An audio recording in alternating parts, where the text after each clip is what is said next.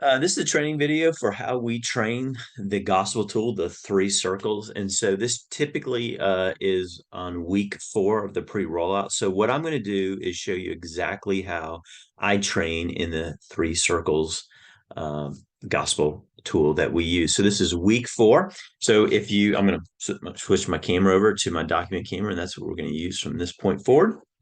This is so we're at week 4 of the gospel converse or the pre-rollout for the gospel conversation training. And you'll notice we've done the 15-second testimony. So we have the gospel tool this week. So I take this sheet of paper, I tell them to put it to the side. I tell them to get another sheet of paper and to fold it just like this. You can see that just like this. And then we're going to put it into another. And so make it into 4s, just like this. All right. So they have that. Everybody has that. Make sure they do that. They're going to have 4 squares. And if you want to number them, that might help sometimes when we're training. You want to do everything really, really simply. And so we want to make sure they have that. And then you want to say just a couple things, guys. We're going to do a training here on a gospel tool. And we always believe the gospel tool needs to be basically, I say 4 things. It needs to be simple, that other people can use it to. It needs to be biblical. It needs to cover the drive train of the gospel. The basics have to be there. It also would help if it's reproducing, that you have examples of where it's gone from one generation to the next generation to the other. The other 2 or 3 things that I say about every gospel tool, it needs to be free. It doesn't have to cost anything to produce it. It doesn't have to be a band or flyers. It needs to be free. And the fifth thing, I guess, is it needs to be visual. I have found that to be the case, that a gospel tool that is visual goes so much further in terms of what you can do. So what we do at this point is I'm going to rep this out. And and then I tell them immediately, put your pens down. Don't do anything. Just watch me do this. You can take notes on another sheet of paper, but on this sheet, I don't want you writing anything. Everyone wants to start copying, and immediately tell them to put their pens down and just watch me. All right. So this is what I do. First thing is I actually act like I'm in a conversation. I say, hey, thank you for letting me share with you, or thank you for letting me pray with you. Would you mind if I just share a real simple story that's giving me hope and has really changed my life? And it's actually a story a guy told me many years ago. And would you agree that we live in a broken and messed up world?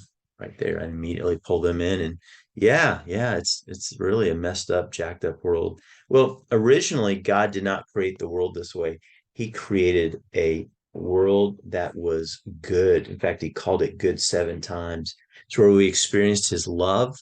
With him, we had a perfect relationship with God. We had a perfect relationship with each other. Our minds were perfect. Our bodies were perfect. And the environment was perfect. It was a good place where we had a perfect relationship with God. But this place, I tell you what, stop right there. And what I want you to do is I want you to do exactly what I did right here is broken world, God's perfect or God's good design. All right. Go back and forth with your buddy and make sure as you're talking, you're drawing at the same time. All right. So you let them do that and you give them, I don't know, 20, 30 seconds. So there's a break right there. All right. Then we come back. All right. And by the way, if I'm doing this in person, I draw these 4 squares I literally draw them on the board. All right. So we come back. All right. Here we go. Um, would you agree that we live in a broken and messed up world? You can see the evidence of it everywhere. But what I want to tell you is originally God did not create the world that way. And we kind of intuitively know that. But God originally created a world where we experienced his love. We had a perfect relationship with him and with each other. And our bodies were good, were perfect. Our minds were, we had everything was right. The environment was right. Everything was perfect. It was none of the brokenness that we see in this world. But what happened is that our original ancestors and everybody since then has chosen to go their own way. And we call that word sin. And that sin, everybody's done it. Everyone's going to do it, and it's going to, and everyone falls short of God's standard. And what that sin does is it lands us in a broken world. And then once we get old enough, we begin to feel this brokenness. It actually comes and finds us. And we respond to this brokenness in a number of different ways. We do things to try to fix the brokenness, to get out of the brokenness, to cope with the brokenness, to escape from the brokenness. And there's a million different things. Some people turn to money, some people turn to people like a spouse or something like that. Some people turn to working out. Some people turn to religion and trying to be a good person. Some people turn to destructive things like drugs and alcohol or pornography or whatever. There's a million different things. And like I said, people try to be good people and try to get back to God. The problem with all these attempts is they don't work. They might work for a period of time, but long term, they don't work. And they just snap us right back into brokenness. And we go running after something else and trying to find something else. And so what happens is if we live our whole life in this broken cycle of trying to fix our brokenness, two things will happen when we die, and we all die. We are going to be separated from God, and two, we will receive punishment for all that sin that we got away with. All right, so we stop it here. And by the way, I repeat, I show, hey, so we did brokenness, God's perfect design, and then we added that we chose to go our own way, which I love as the definition of sin in Isaiah 53. And we've all chosen to do that in a million different ways. And then we talk about it lands us in brokenness. And then we begin to respond to that brokenness, right? With all these different ways. They don't work, they snap us back. And then if we die here, we will be separated from God and receive punishment for our sins. So I almost do it two times. So whatever I add, I go over again. All right.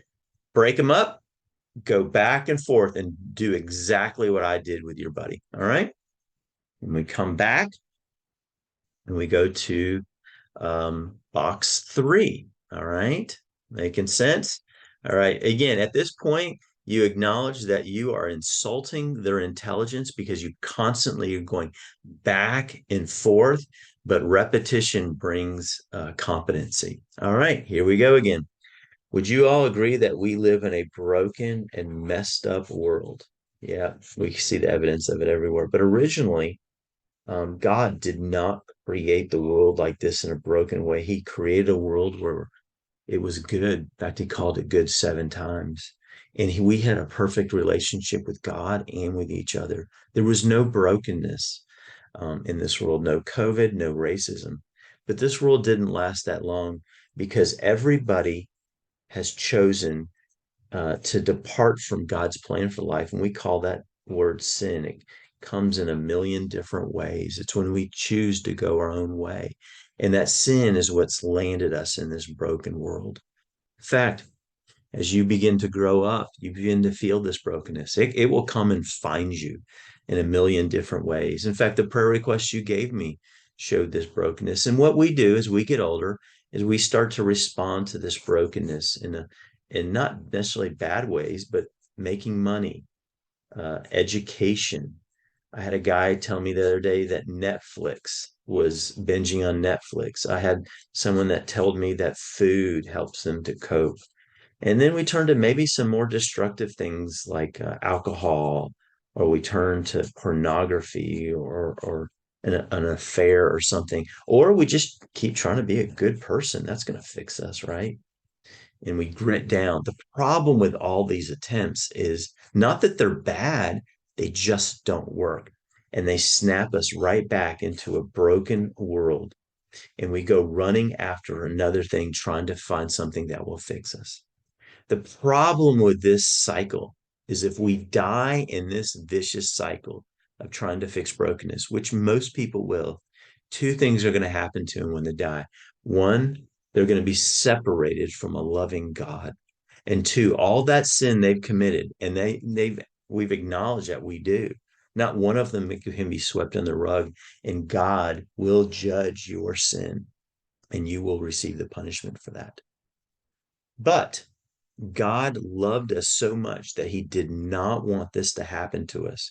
So God decided to come down in the form of his son, Jesus Christ. And Jesus comes down in to a broken world. And Jesus lived a perfect life. He was perfect, which made him a perfect sacrifice for your sins. He did for you what you couldn't do for yourself. All your sin punishment was poured out on Jesus at that moment.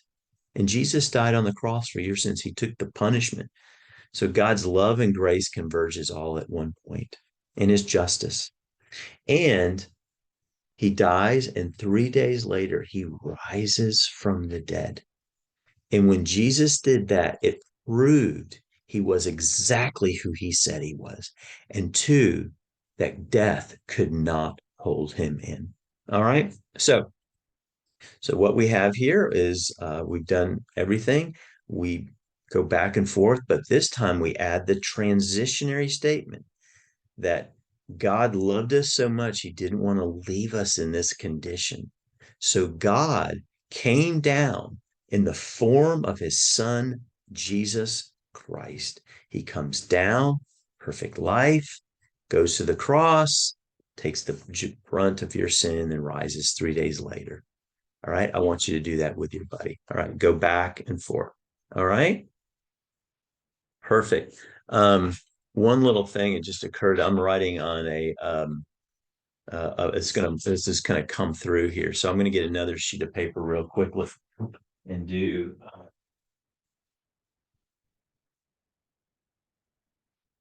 all right. So we come back.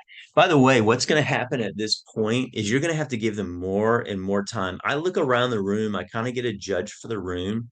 Walk the room if you're doing this, or jump into your groups on Zoom. You can do that as the host. Jump in there and kind of get a feel for what's going on and listening to them and stuff like that. Does that make sense? All right. Here we go. We're picking up rep number 4. All right, here we go. Real quick, I'm going to run through this a little bit quicker. We live in a broken and messed up world. God originally did not create the world that way. He created a world that was good. In fact, he called it good 7 times. We had perfect bodies, perfect minds, perfect. The environment was perfect. Everything was just right.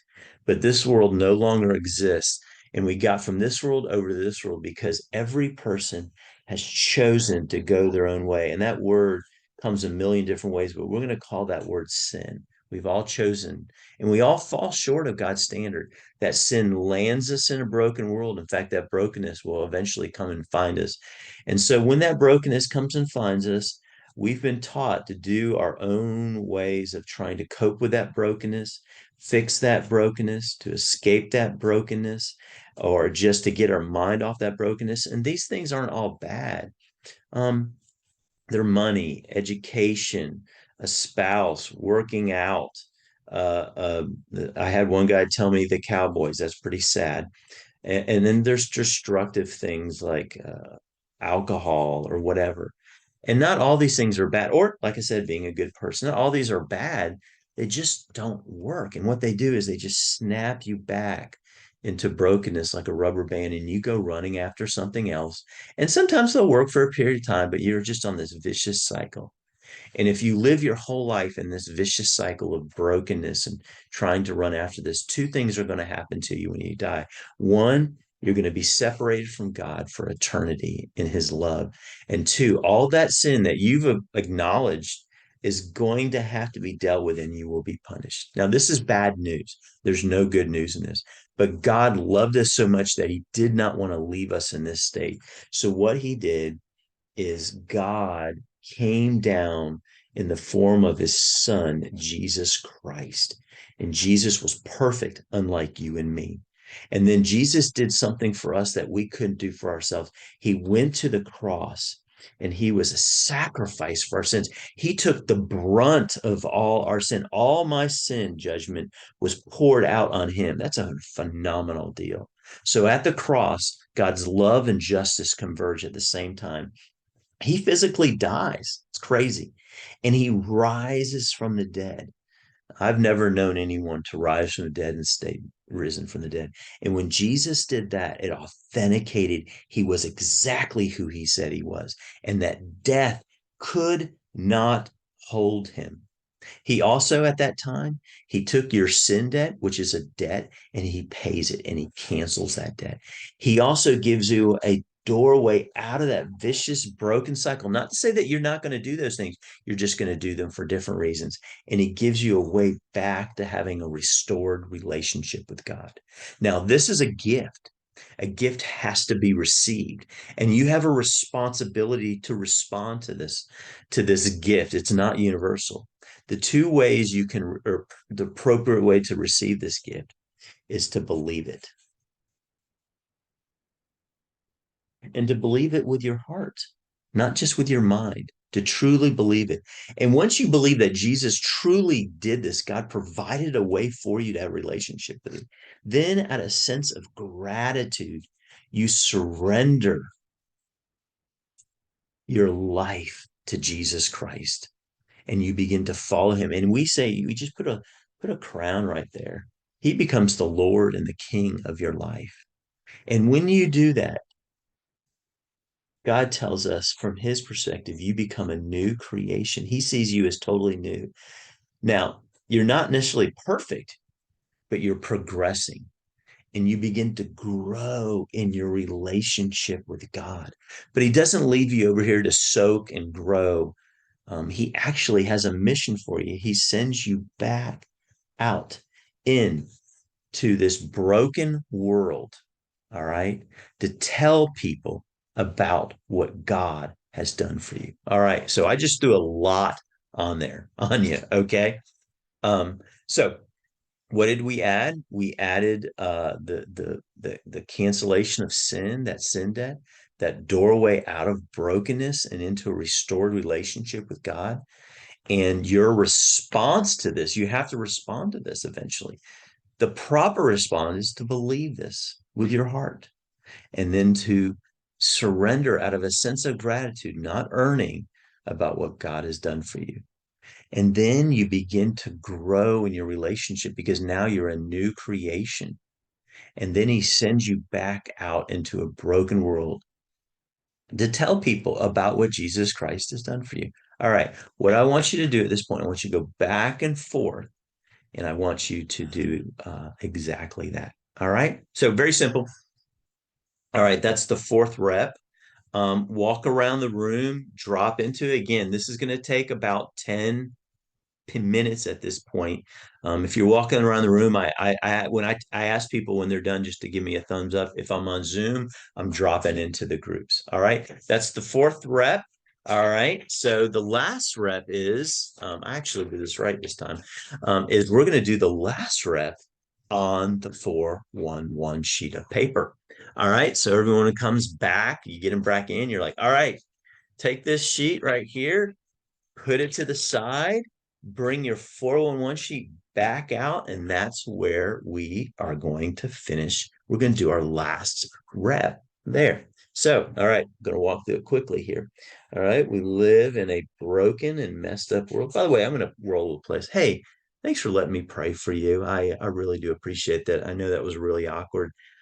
If you don't mind, I would love to share a story with you that was shared with me years ago that absolutely changed my life and give me a tremendous amount of hope. Would you agree that we live in kind of a broken and messed up world? Yeah. In fact, the prayer request you gave me demonstrated that we live in a broken world. And I don't know if you know this part of the story, but originally God did not create the world this way. He created a good world. It was we say it was perfect, but our minds were perfect, our bodies were perfect. We experienced a perfect relationship with God. There were no hindrances or obstacles in our way. But unfortunately, that world is no longer exists because our ancestors and every single person since then, except for one, has chosen to do this word. Um, have you ever seen that word before?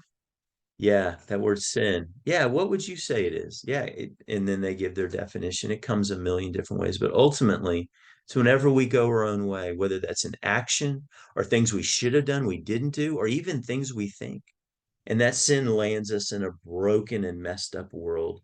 In fact, that brokenness, in fact, we're born broken, that brokenness is going to eventually come find you in all kinds of different ways: broken money, broken bodies, broken relationships. And what we tend to do is we tend to do all kinds of things to try to fix the brokenness. Some people turn to medication.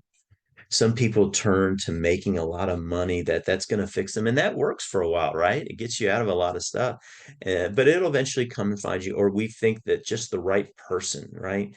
And then there's all kinds of different things like entertainment, and then some people turn to destructive things like drugs and alcohol, or destructive behavior, or some people are going to grit it out and become a good person and go to temple. The problem with all these attempts is they don't work, at least long term.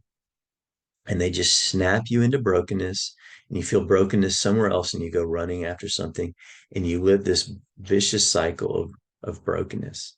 If you die here, two things are going to happen to you. You're going to be separated from God, and all that sin that you've committed will have to be dealt with. So this is the bad news, right? Now, God saw us in this situation and loved us so much that he did not want to leave us in this situation. So what God did was he chose to intervene. And what he did is he sent his son, Jesus Christ, down into a broken world. Jesus lived a perfect life, unlike you and me. And then he went to the cross and did something for us that we couldn't do for us. You see, a perfect, spotless being has to take the punishment for your sin. And so Jesus willingly went to the cross and says, I will receive all that sin punishment that you deserve, and it comes on me. So at that moment, God's love and his justice all converge at one spot. And Jesus died. He physically dies. But what's really cool is God didn't leave him in the tomb. He rose from the dead 3 days later. Now that's Easter, and this is Christmas. When he did that, it authenticated he really was who he said he was, and that death could not hold him. Several other things happen at that point too. All the sin that you've committed, it's a debt. It's paid. It's paid. All your sin debt's paid. Also, he gives you a doorway out of that vicious cycle. Not to say that you're not going to do those things, but you're going to do them for different reasons. And he gives you a way back to having a restored relationship with God through what Jesus did. Now, this is a gift. A gift has to be received. A gift, and the way you receive this gift is you believe it,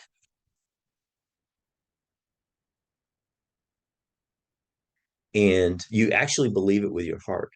And then eventually, out of a sense of gratitude, you surrender your life to Jesus Christ. And you begin to follow him. And we say he becomes the king of your life, and that's a crown. Jesus becomes the Lord of your life. And then at that moment, you become a new creation. God sees you as new.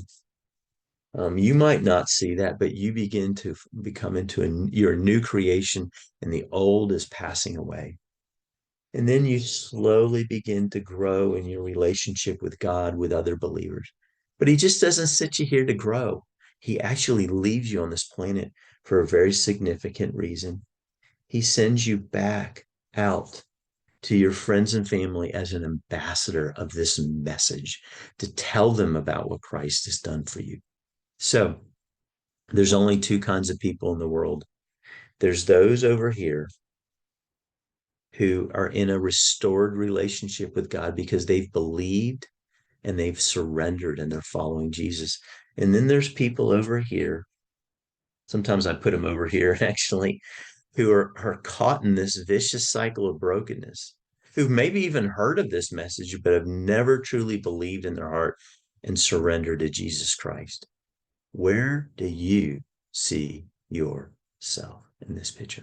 All right. So that's how we train the gospel tool, very simply. At that point, I do say a few things. I tell people that there are two types of three circles. There's a stand-up version which I just gave you, done in just a matter of minutes, or there's a sit down version in Three Circles where I can take literally 2, 3 hours unpacking all the implications of that picture. And so there you go. If you have any questions on how to train that or pushback or something you need some clarification on, email me or whatever. We'll be more than happy to help you. Thank you. Have a good day.